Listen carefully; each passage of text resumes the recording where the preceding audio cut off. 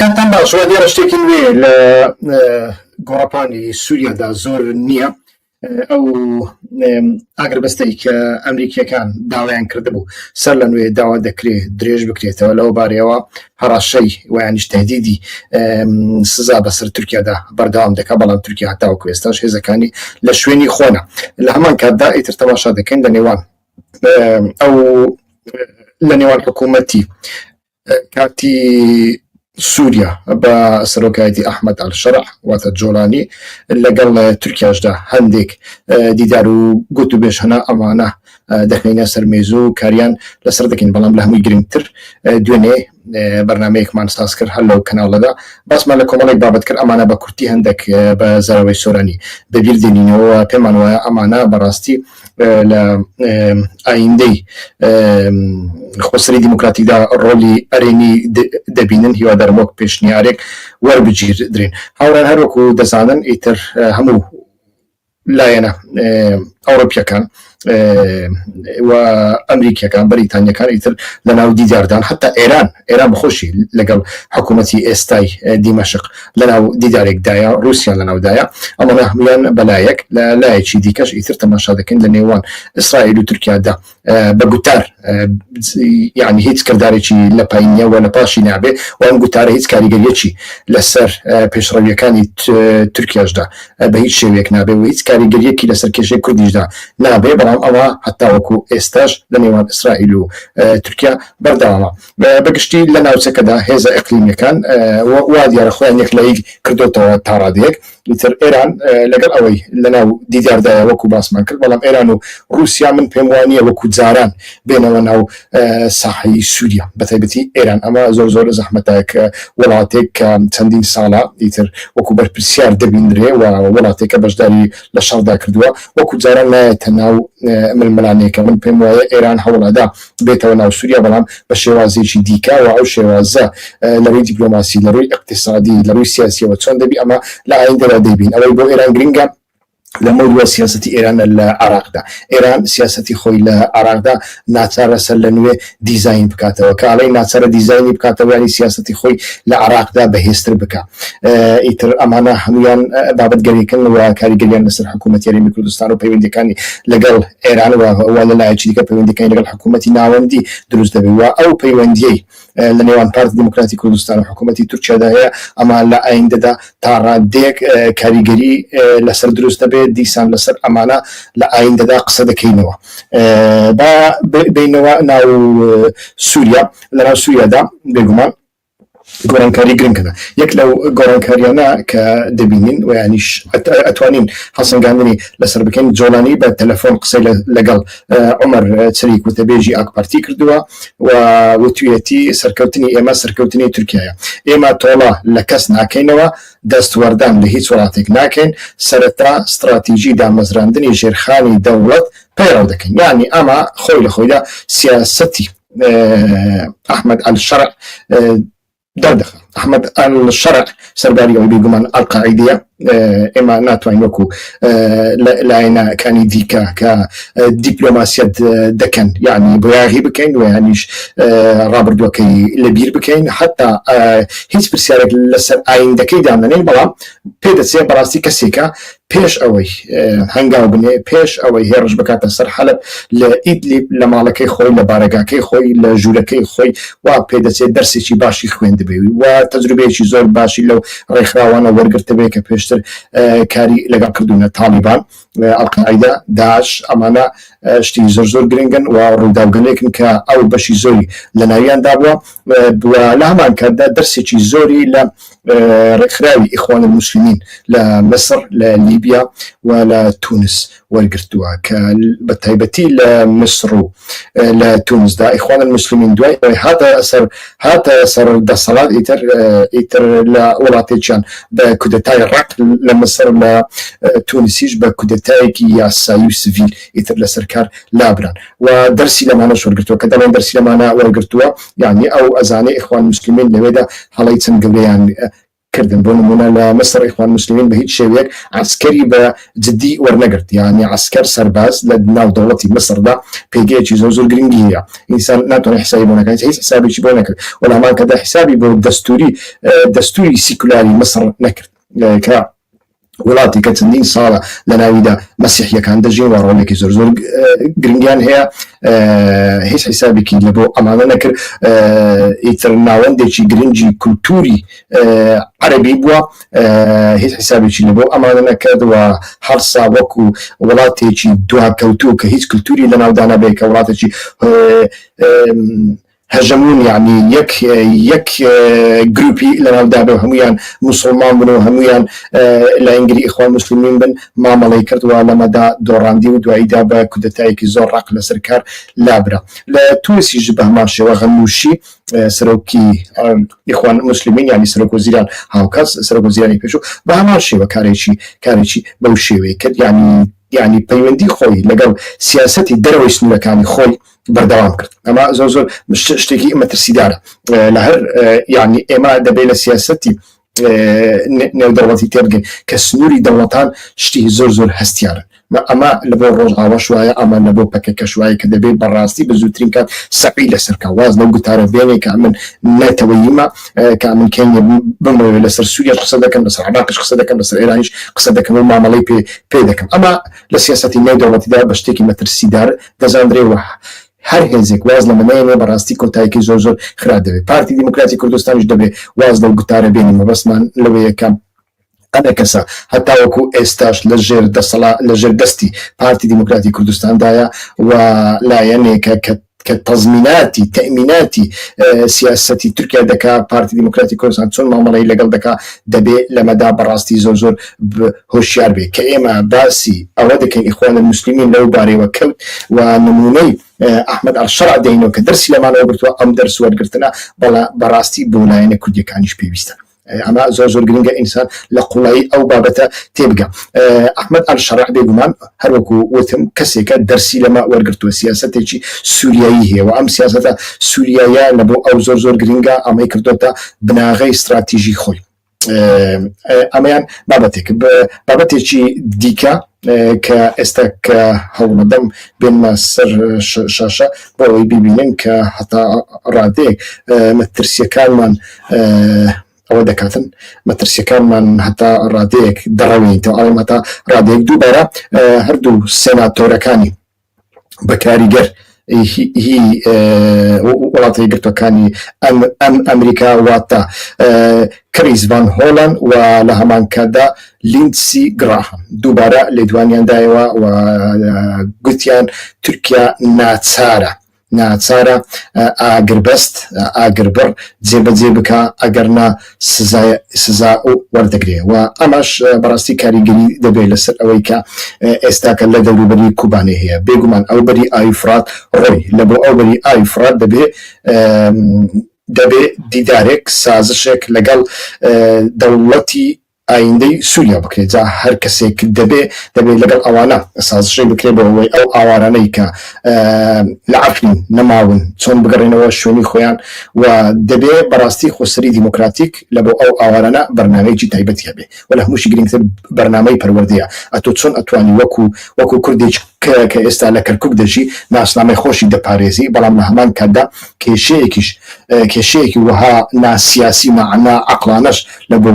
حکومدارانی کەرکووک دروست ناکات لەوێدا دەیەوێت لەناو ئیدارەدا جێگا بگرێ، دەبێت ئەتۆ سیاسەتی شیوات هەبێ لە ئایندەی سووریادا لە بۆ ئەفرین و لە بۆ شەهبا و لە بۆ ڕەفعەت و لە بۆ ئەو دوو گەڕەکانەی حەلەبیش شێخ مەقسوود و ئەشرەفیە. بەڵام ئەو بەری دیکە واتە ڕۆژهەڵاتی ئاوی فرات بێگومان ئەوە وا پێدەچێ، یعنی ئەمریکیەکان لەبەر ئەوەی ئایندەی سووریا نازانن و ئێمەش نازانین، هیچ کەسمان نازانین لە ئایندەدا چی بەسەردێ، ئایا جۆلانی سەر دەکەوێت سەر ناکەوێت، کە هەموو هیواکانی وڵاتانی خۆر ئاوا بەڕاستی ئەوەیە سەر بکەوێت، چونکە هەموو جیهان ماندووە، هەموو جیهان ماندووە، ئەمریکا ماندووە، رووسیا ماندووە، ئیسرائیل ماندووە، هەموو جیهان ماندووە، بۆیە هەر کەسێک بەڕاستی لە ئەنگری ئەوەیە ئاسایش و ئارامی دروست بێ، بۆیە ئەو پشگیریە وڵاتانی خۆر ئاوا بۆ کەسێک کە لە لیستی تیرۆردایە پشگیریەکی هەروە لە خۆوە نییە، پشگیریەکە زۆر جددیە، بەڵام ئایا ئەحمەد ئەلشەرع سەر دەکەوێت یان سەر ناکەوێت لە سیاسەتەکانیدا ئەمەیان زۆر گرنگە. ئەو تەلەفۆنێک کە لە بۆ تورکیای کردووە مرۆڤ ئەتوانێتن وهاش ئەشڕۆڤ بکە کە ئەجندای خۆی هەیە کە ئەڵێ یعنی ڕاستە قسەیەکی تێدایە سەرکەوتنی ئێمە سەرکەوتنی تورکیاشە، بەڵام لە هەمان کاتدا کە ئەڵێ ئێمە تۆڵە ناکەینەوە، ئێمە دەمانەوێت وڵاتی خۆمان ئاوادام بکەینەوە، ئەمە خۆی لە خۆیدا پەیامێکی زۆر گرنگە لە بۆ تورکیا. واتە من 100% ئەو ئەژەندای تۆی دەتەوێت جێبەجێی ناکەم، بەڵام وا دیارە ئیتر ئەمە داخوازی وڵاتانی ئەوروپا و ئەمریکاشە کە نابێ ڕۆژ ئاوا ببێتە هەڕەشەیەک بۆ سەر سنوورەکانی تورکیا. ئەمە زۆر گرنگەوە دەبێ میکانیزمێک چارەسەریەک بدۆزرێتەوە لە نێوان تورکیا و ڕۆژ ئاوادا. ئەمانە زۆر گرنگن، بەڵام هەتا وەکو ئێستاش تەماشا دەکەین بەڕاستی ئەوانەی ئەو شتانەی ئێمە لێرەدا باسی دەکەین لە میدیاکانی دیکە کەمتر باز دەکرێن و ئەگەر باز بکرێن مۆرکێکی ئەیدۆلۆژی سیاسی لایەنێکی دیکەی پێوەیە. مەسەڵەن هەندێک لایەن هەنا وەکو ئێمە باس لەوە دەکەن ئەڵێن با پەکەکە نەمینێ لە سووریادا تاوە پەکەکە نەمینێ، ئەوە چێ باسی دەکەن مەسەڵەن بۆ نمونە لە میدیاکانی پارتی دموکراتی کوردستاندا دەبینێ بەڵێ ئەمە شتێکی ڕاستە شتێکی ڕەوایە، بەڵام ئایا پارتی بەخۆی ئامادەیە دەستبەرداری ئەنە کەسە ببێ ڕێگا بکاتەوە تەنێ بۆ ئەو ئەنە کەسەیانەیە کە تۆزە عەقلیان کار دەکا کە تۆزێک بیر لە ئایندەی خۆیان دەکەن و دەکەنەوە و لە هەمان کاتدا تۆزێک وەکو کوردی سووریا بیر دەکەنەوە. یعنی ئایا ئامادەیە دەستبەرداری ئەوان بێ؟ نەخێر، ئەوش دەستبەرداری ئەوان نابێ. واتە ئەگەر ئەتۆ پەکەکە لەو بارەیەوە ڕاخنە دەکەی کەمیش ڕاخنەی دەکەم بێگومان و دوێنێش لە بەرنامەیەکدا باسمان لەوە کرد هەڵدانی ڕسمی ئۆجەلان لە مزگەوتیشدا لەناو زبڵخانەشدا لەناو وێرانەشدا ڕاست نییە. یعنی ئەمە تەقلیدکردنەوەی بەشار ئەسەد تەماشاکەن بەشار ئەسەد هەتا دوێنێش ئەو خانوانێک کە بەخۆی بۆمبەی بەسەردا کردبوون و وێرانی کردبوون ڕسمێکی ئەویان لێ هەڵواسی بوو. یعنی زۆر سەیرە بەڕاستی بۆ کوردەکان دەبێ ئەمە دووبارە بکەنەوە. ئەو کولتورە دواکەوتویە چی؟ یعنی ئەتو خۆت لە پەنای سەرۆکێک دەشاریەوە و ئەتو چ زیانێک بەو سەرۆکە دەگەینی، ئەتو چ زیانێک بەو حرەکەتە دەگەێنی. ئەمە جگە لە حەماسەتێکی ئاحمەقانە هیچی دیکەی لە پشتنی، بەڵام هەروکو باسم کرد دووبارەی دەکەمەوە ئەوانەی کە ئەما ڕەخنە دەکەن دەبێت سەرەتا لە ماڵی خۆشیان تەماشا بکەن. یعنی ئەتۆ چ کارت بەوەدایە گروپێکی وەکو ئەنە کەسە و سوپای ڕۆژت لە ناو سنوورێکی دیکە سنووری وڵاتێکی دیکەدا حەواندۆتەوە بەخێوت کردوونە خزمەتی ئەجندای دەوڵەتی تورکیا دەکەی وە لە هەمان کاتدا لە بەرامبەر بەشێکی دیکەی کوردستان بەکاریان دەهێنی. ئەمەش ڕاست نییە. لە هەمان کاتدا بەڕای من دەبێ کەجەکە بەڕاستی کارێک بکە، یعنی کارێک بکە کە ئیتر کۆتایی بەم وەزعە ناخۆشە بێنێ. مەسەڵەن نمونەیەکتان بۆ بێنمەوە ئێستا کە بە وێنەیەکتان بۆ بێنمە سەر شەشە تەماشای ئەو وێنەیە بکەن هەوڕێن. ئەمە شتێکی نوێیە، ئەمە شتێکی نوێیە کۆبوونەوەیەکی خۆسەری دیموکراتیکە بەنیش دیپلۆماتانی خۆسەری دیموکراتیکە لە بڕۆکسەر لە پەرلەمانی ئەوروپا تەماشا دەکەن. ئەمانە تەواو ئەمانە دیپلۆماتەکانی خۆسەری دیموکراتیکن، بەڵام ئەو بەڕێزە کە دەیناسن بە شخصی ئەویش لەوێ. ئەمە چێ؟ ئەمە نوێنەری هەدەپەی پێشوو بووە، ئێستا کە نوێنەری دەم پارتیە. یعنی لێرەدا ئەتۆ چۆن دەتوانی لێرەدا سیاست بکەیت. یعنی تورکیا بە هەموو دنیا ئەڵێ تەماشاکەن کاکە ئەمانە پەکەکەنەوە پەکەکە دژمنێکی منە ناوی لە لیستی تیرۆردایە و هەڕەشەیە بۆ سەر سنوورەکانی من. ئەمە مەشروع یان مەشروع نیە، ئەمە شتێکی دیکەیە. بەڵام تورکیا وڵاتێکی بەهێزە ئەندامی ناتوێ قسەی دڕوە و بە تایبەتیش کاتێک باسی مەشروعیەت بکە، باسی سنوور بکە، باسی گروپێکی چەکداری بکە، قسەکەی لێوەردەگیرێ. تەماشا دەکەی هەر دوێنێ لەو کۆبوونەوەیەدا ئەو بەڕێزە لە تەنشت ئەوان دانیشتۆ باشە نەدەکرا بەڕێزی چکە دابنیشی دەکرێ بێگومان. یعنی ئەمانە زۆر گرنگن بەڕاستی، بۆیە تەماشا دەکەین بەڕاستی گوشارێک دەبێت گوشارێک پێویستە کە لەناو ئەو بزوتنەوەی ئەو بزوتنەوەیە لەناوە خۆیدا گەورەترین کێشەی ئەوەیە ڕەخنەگری نییە. یعنی هیچ کەس ناتوانێت ڕەخنەی لێ بگرێت و یانیش هیچ کەس لە ڕۆژنامە نووسەکانی لە ئەوەکانی ناتوان ڕەخنەی جدی لێ بگرن. جێگا لە بۆ خەڵکی بێچەهر و بێچارە دەکاتەوە، جێگا لە بۆ خەڵکی ناڕۆشن فکر دەکاتەوە، جێگا بۆ خەڵکی تێکەڵ و پێکەڵ دەکاتەوە، بەڵام جێگا لە بۆ خەڵکێک ناکاتەوە کە ڕەخنەی جدی لێ بگرێت. وأما گەورەترین کێشەیە کە وەکو حکوومەتە دیکتاتۆریەکان وەکو حکوومەتە دواکەوتەکانی ڕۆژهەڵاتی ناوەڕاست بە تەنیا 5 دقه ویانیش ئەگەر زۆر خاتری بگرین بە تەنیا 5 ڕۆژ بەر لەوەی بکەوێ بە ئاگا دێتەوە، بەر لەوەی بقەومێ بە ئاگا دێتەوە. ئەمە کێشە گەورەکەیە کە دەبێ ئەم کێشەیە چارەسەر بکرێ. یعنی خۆسەری دیموکراتیک زیاتر لە 100,000 چەکداری هەیە و 3-4 ملیۆن خەڵکی لەژێر دەستدای لە هەموو کەمە نەتەوەیەکان. بە خۆتان دەزانن ئاستی خوێندنەواری خەڵکی سووریا بەگشتی لە چاو وڵاتانی وەکو عێراق و ئێران حتا لە چاو تورکیا زۆر باشترە، زۆر باشتر. مەبەستم لێرەداسیانی خەڵکی خوێنەوار، خەڵکی زمانزان لە سووریا زۆر زیاترە لە چاو بەشەکانی دیکە. کەواتە ئەتۆ چ پێویستت بەوەیە ئەتۆ دەی کەسێک کە نوێنەری حیزبێکی دیکەیە، حیزبێکی کوردستانی تورکیای ئەتۆ دەیهێنی لە پەرلەمانی ئەوروپا لەسەر مێزەکەی خۆتی داعانێ و ناو لەمە دەکەی کاری دیپلۆماسی. ئەوە جددیەتی دیپلۆماسی سەراوژێر دەکات. ئەمەیە کە وا دەکا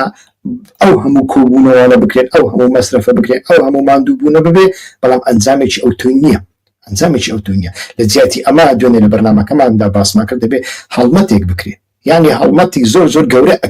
ئەکرێن ئەنجام بدرێن. مەسەرەن بۆ نمونە ئەتوانی دڵنیای یەک بە هێزە ئەمریکیەکان و هێزە نێودەوڵەتیەکان بدەین، نیاز پاکی خۆت دروست بکەی. بەڵێ تاوەکو ئێستا ئەندامانی پەکێکە لە ناو سنوورەکەی مندا هەبوونە کاریان کردووە لە دژی داعش، ئەمڕۆکە ئەمانە بەڕێزەوە بەڕێ دەکەین. فەرموون ئێوەش ڕێگا بکەنەوە ویانیش ئەمانەی کە مەخدوری شەڕن، سست ئەندامن، کەم ئەندامن، ئەمانە شوێنێکیان لە بۆ دابین کەن. بۆ نمونە کامپی مەخموری هەیە، کامپێکی پەنابەرانە، ئەکرێت لەوێدا ڕێزیان لێ بگیرێ، شوێنیان لە بۆ دابین بکرێەوە، ئەکرێ لەو بارەوە ئەتۆ لەگەڵ عێراق پەیوەندی بکەی بۆ نمونە، یان لەگەڵ ئەمریکیەکان و لەگەڵ عێراق پەیوەندی بکەی، لەگەڵ بەریتانیەکان و لەگەڵ بەغدا پەیوەندی بکەی، لەگەڵ یەکێتی نیشتیمانی کوردستان کە پەیوەندێکی زۆر خۆش لەگەڵ هەیە، ئەتوانی بەکاری بێنی لە بۆ ئەو مەسەلەی و ئەو کاتە گوشارەکان لەسەر تورکیا زۆر زیاتر دەبن. نەوەکو دوو سێناتۆر کە ئەو دوو سێناتۆرەش مەبەستەکەیان زیاتر ئاسایشی ئیسرائیل، نەوەکو مەبەستەکەیان کێشەی کوردە. تەماشاکە هیچ سیناتۆرێک هەتا وەکو ئێستا باس لەوە ناکە ئێمە لە بۆ خاتری کێشەی کورد، لە بۆ خاتری چارەسەرکردنی کێشەی کورد بە شێوەیەکی ئاستیانە دیفاع بەرگری لە هێزەکانی سووریا دیموکراتی. هەمیان دەڵێن داعش کسی دیکە نییە. ئەمەش خەریکە بەڕاستی بازاڕی داعشیش نامێنێ، یعنی ئەو بازاڕش نامێنێ. لە بۆ هەندێک ئەتۆ دەبێ ڕێگای دیکە بکەوە لەگەر پەرلەمانی ئەوروپا. بۆ نمونە پەرلەمانی ئەوروپا کێشەی پەنابەری هەیە، وەلەو بارەشەوە ئیتر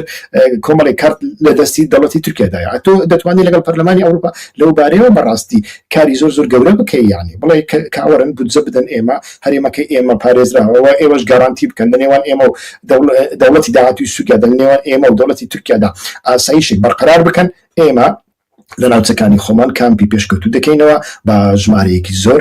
ملیۆنێک 2 ملیۆن پەنابەر بێنە ناوچەی ئێمە. ئەتوانی ئەمە بکەی، بەڵام ئەمە لەمانە زیاتر کۆبوونەوەی کۆمەڵێک دەست پێشخەرەی فەردی دەکرێن و ئەو دەست پێشخەرەیە فەردیانەش من نمونەکەم نیشاندان ئەمە دوێنەیە ڕوویدا چۆنە. ویانیش تەماشا دەکەی بەردەوام کەژەکە لێدوان دەدا لەسەر ئەمە، یعنی لە سەردەمی هەڵبژاردنەکانی پێشووی تورکیاشدا بینیمان ئێمە پشتگیری لە کەمال کلەشدار ئۆغڵو دەکەین، دەنگ بە کەمال کلەشدار ئۆغڵو بدن، هەتا قڕیان بەسەری کەمال کلەشدار ئۆغڵو دەکرێت. باشە تۆ چ کات پێدایە؟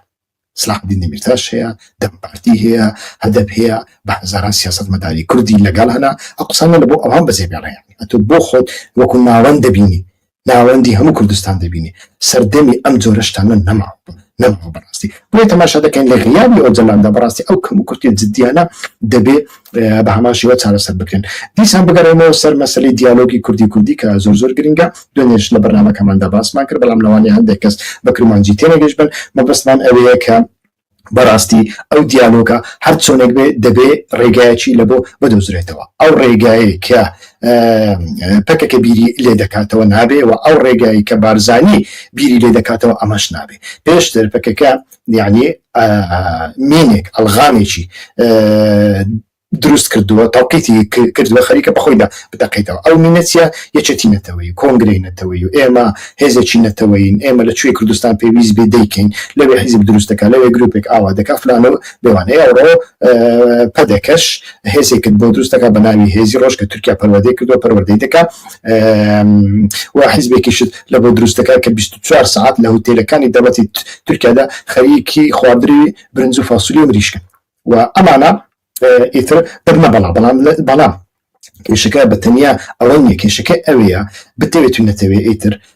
هێزگەلێکی وەها عقلیەتێکی وەهای ڕۆژهەڵاتی حیزبی ڕۆژهەڵاتی ئیتر ڕێگا لەبەر ئەوە دەکاتەوە کە هەموو کۆمەلگا نەتوانێت وەکو پێویست لەناو سیاسەتدا لەناو شانۆی سیاسەتدا جێبگرێ خۆی لە خۆیدا یعنی ئەمە پێچەوانەی بۆ چوونەکانی ئۆجەلانیشە پێچەوانی ڕێبازەکەی ئۆجەلانە پێچەوانی ڕێبازی دیموکراسی ڕادیکاڵە کە باوەڕی بەوە هەیە هەموو کەسێک دەبێت لەسەر شانۆی سیاسەتدا جێگایەکی پێ بدرێت جێگایەک لە بۆ خۆی بدۆزێتەوە بەڵام تەماشا دەکەین لەبەر عقلیەتی ڕۆژهەڵاتی ناوەڕاست و حیزبی ڕۆژهەڵاتی ناوەڕاست و ئەو منزومەی کەجەکە وەکو عقلیەتی حیزبە کوردیەکانی دیکە زیاتر کەسانێک لە دەروبەری خۆی کۆ دەکاتەوە کە تابعی ئەو بن کە بەیعی لە بۆ بدەن چۆن ئێمە باسمان کرد لەناوە خۆیدا ڕەخنەگرێکی نیە تاوەکوێستا یاک ڕەخنەگرم لە بۆ بدۆزەوە لەناو پەکەکەدا نییە بە هیچ شێوەیەک نییە ڕەخنەگر نیە هیچ کەسی ناتوانێت ڕەخنەگر بێ و ڕەخنەگرتنەکەش پەیوەندی بەتەنیا بە جەسارەتیشەوە نیە بەڵکو لە ڕووی فکریەوە ئیتر دەوروبەری مێشکی قەفەس کراوە حتا وەکو لە ناوی دەرنەکەوی ناتوانێت ڕەخنەگر بکەیت ئەمە کارەساتێکی زۆر گەورەیە لە هەڵومەرجێکی وادا عقلیەتێکی وادا کە دەسەڵاتی هەبێ بێگومان ڕێگە نادا هەموو چینی توێژەکان وەکو پێویست بێن ناو سیاست کە هەموو چینی توێژەکان نهات لە ناو سیاست دەکەن دەستنا ناو لایەنێکی دیکە ئەو لایەنە چێ ئەنە کەسیە ئەمە دەبێت بەڕاستی دەرکی بۆ بکرێ مەسەن لە کوردستانی تورکیادا ئەمە نیە لە کوردستانی تورکیادا بە پێچەوانی کوردستانی عراق بە پێچەوانی کوردستانی سووریا ڕێککەوتنێک هەیە لە نێوان پەکەکەی پێشوو چینی ناوەڕاست چینی ناوەڕاست بەر لە پەکەکە دەستی بە سیاست کرد دەستی بەچوونە ناو پەرلەمان کرد ئەبوون ئەندامی حیزبە تورکیەکان وڵە ڕێگەی ئەوان دەبوونە سەرۆکی شارەوانی یەک لەوانە مەسەلەن مەهدی زانەیە هاوسەری لەیلا زانە نازانم ئێستا هاوسەرم یاننا وا دیارە پەیوەندی فیزیکیان بەیەکەوە نیە ئیتر دوای ئەوە پەکەکە زانی کە ئەگەر ئەو لەگەڵ ئەو چینە سازش نەکە دەدۆڕێنی سازشی لەگەڵ کردووە کارێکی زۆر باشی کرد لەمەدا سەرکەوتنی بەدەستهێنا چونکە بتەوێت و نەتەوێت سیاسەتی شار بە چینی لادەیی و گوندی و حەماسی ناکرێت ئەمە گوتاری شاخ بەمانە دەکرێت بژی و بمرە و فلانەکە جاشە و فلانەکەس خائینە ئەمە دەکرێت بەڵام لە سیاسەتی شاردا تۆ کەسانی عەقڵمەند دەبێن کەسانی چینی مامناوەندی دەبێن و دەبێت لە سووریادا لەگەڵ ئەو چینی مامناوەندی بەڕاستی سازشێک بکرێت دەبێت ڕێگایەک بدۆزرێتەوە بێگومان من زۆر داخلە دڵم لە سەرانی ئەنە کەسەوە پێشم وانە ئەمانە هۆتێل و کەیف و سەیفی خۆیان بە قوربانی شتێکی وەها بکەن بەڵام لەناو ئەنە کەسەدا ئەوە معنای ئەوە نییە ئینسانی باش نین ئینسانی نیشتیمانی نین دەبێ بەڕاستی اتفاقێکی نیشتیمانی کوردی سووریا بکرێت اتفاقی نیشتیمانی کوردی سووریا جیاوازترە لەو گوتارە بێسەروبەری گوتاری کۆنگرەی نەتەوەی زۆر جیاوازترە و ئەمە لە ڕووی واقعیترە و ئەتۆ دەبێ لەگەڵ ئەمانە سازش بکەیت جا گروپ بە گروپن جیاواز بە جیاواز ئەنە کەسە چەندین گروپی جیاوازی تێدایە چۆن دەنەوە هێزەکانی سووریای دیموکراتیک گروپی جیاواز هەیە گروپی محافظەکار هەیە گروپی دیموکرات هەیە گروپی توندوتیژ هەیە گروپی حیزبی دۆگماتیک و ستالینیە لەناو ئەنە کەسەشدا ئەمانە هەنا من پێم وایە دەبێ ئەم کارە بکرێ و ئەم کارە دەکرێت تەنانەت لەگەڵ پارتیش بکرێ یعنی بەڕاستی دەکرێت بکرێ یعنی دەکرێت خۆ لەگەڵ پارتی اتفاقێک بکرێ لەو بارەوە بە سەرۆکایەتی مەزلوم عەبدی بە گروپەکانی سەر بە ئەنە کەسە کامیان دێتە پێشەوە بە بێنە پێشەوە ئیتر بێن بەڵام بە سەرۆکایەتی ئەنە کەسە بە سەرۆکایەتی ببورن مەزلوم عەبدی بە سەرۆکایەتی یعنی کەسێک کە لەناو دیپلۆماسیەتی ڕۆژئاوادا بەڕاستی نرخی هەیە کە هەموو لایەنەکان دانی پێداڵێ حسابی لە بۆ دەکەن ئەو وەکن مەسەن کەسێکی وەک نمونە دێنەوە من باسی کەس ناکەم وەک نمونە مەزلوم عەبدی لە بۆ ئەوە باشە پێشتریش لە دیالۆگی نێوان ئەنە کەسە و پێدەدا ڕۆڵی بینی و ئێستا کەش ئەتوانی ئەو ڕۆڵە بینی بەڵام بەمەرجێک ئایا پارتی دیموکراتی کوردستان ئامادەیە ئەو ڕۆڵە بە مەزلوم عەبدی بدە ئەو ڕێی دەبێ پێ بدە اینجا ئەنە کەسە بابێتەوە بەڵام ئەوەی کە پێشتر کراوە لە ژێرگوشاری تورکیادا لە ژێرگوشاری ئەمریکادا وەڵا با ئەنە کەسە بێ ئێمە لە 150 پۆستەکانی بدەینێ ئەمە شتیوان نابێ لە دنیایدا شتیوان نەبووە خۆی لە خۆیدا تورکیا ئەنە کەسە و سوپای ڕۆژی لە بۆ ئەوە دروست کردووە لە بۆ ئەوەی ڕۆژ ئاوا وەکو کوردستانی عراق ببێتە 50 دێگەڵ نازانم سەیتەڕی هیران و سەیتەڕی نازانم چێ سەیتەڕی حیزبی هەبە هێزی هەفتە و هێزی یەکەی هەشتا و یەکی هەفتە ئەمە هیچ کەس قبول ناکە بە تایبەتی ڕۆژ ئاوایەکی ماندوو چۆن ئەمە قبول دەکە ئەمە قبول ناکە لە بۆ هەندێک بەڕاستی ئەوە دەبێتە یارمەتیدەر هەم لە بۆ پەکەکە هەم لە بۆ پارتی پێویستە لەو بارەیە بەڕاستی خەڵک گوشار بکە یعنی خەڵکی پەکەکە گوشار بکە خەڵکی پارتی گوشار بکە ئەمە پێویستە نەوەکو ئەتو لە ژێرناوی ڕۆشنبیر کەڕەواتێک بۆ باقی گرێ بدەی و بێ سەر شاشە و گوتاری حیزب دووبارە بکەیەوە والله پەکەکە نایلی ڕۆژ ئاوا فدرالی ببێ و ینی والله مەسعود بارزانی خائینە ئەنە کەسەش خائینە و پەکەکە بەتەنیا شۆڕژگەرەوە ئەمە نابێ ئەمە لە سیاسەتدا ڕۆڵ نابینی ئەمە لە سیاسەتدا نابێتە چارەسەریەکی دیپلۆماسیانە و عاقڵمەندیانە و سەردەمیانە پێویستە و لەو چارچێوەدا مرۆڤ ئەتوانێت باڵانسەکە ڕابگرێ کێشەکان ڕابگرن هەتا وەکو ئێستاش ئەگەری دەستکەوتی زۆر لە بۆ ڕۆژ ئاوا هەنووە ئەو دەستکەوتانە دەبنە قەڵایەک لە بۆ کوردستانی عراق بەڵام بە شێوەیەک کە دەرس لە کوردستانی عراق وەربگیرێ فدرالی و مدرالی چی یعنی ئێستا کە فدرالی لە کوردستانی فدرالی کوردستانی عراق چی یعنی بۆتە ئیالەتێک لە دەستی ئەردۆغاندا یعنی بەڕاستی ئیالەتێکە لە دەستی ڕەجەب تەیب ئەردۆغاندا بە کەیفی خۆی دێ لە قەڵای هەولێر ئیتر نیوە شەو هەموو قەڵای سوور دەکە بینیتە ئەوێ یعنی میلەتێکی نەحەساوە میلەتێکی بێ ئیرادەکراو میلەتێک کە هەموو خەون و خەیاڵەکەی جوانکاری و ئۆتۆمبیلێکی باش و مۆبایلێکی باش و چاوی لە کیسکە و موچەی یامە هەبێت چیە و نەبێت چیە ئەوەی لە ڕۆژ ئاوادا بیری لێ دەکرایەوە ئێستا کە کاری بۆ دەکرێتەوە لە ئایندەدا ڕەنگ بێ کاری بۆ بکرێ ڕەنگ بێ زۆر باشتر پێ کە هیچ جۆرە چارەسەریەک لەسەر بنەمای ئەتنیکی و جغرافی و ئاهاواری و ئەوە ناچەی منە و ئەوە ناوچەی توێ و من لە ناوچەکەی خۆم ئەوەی خۆم بۆ خۆم و ئەوەی تۆش دەخۆم و ئەم جۆرە شتانە بەڕاستی لە سیاسەتی ئەمڕۆدا جگە لە بەڵایەک جگە لە سوکردنی کێشەی کورد هیچی دیکەی لێ شێشی نابێ و ئەمە دەبێتە بارگرانیەک و ئەمە دەبێتە ئیفلاسێک لە بۆ هەموو هێزەکانیش ئەمە زۆر گرنگە بۆیە ویستم ئەو پەیامانی دوێنێ لە لایفەکەماندا بە زاراوەی کرمانجی دووبارەمان کردەوە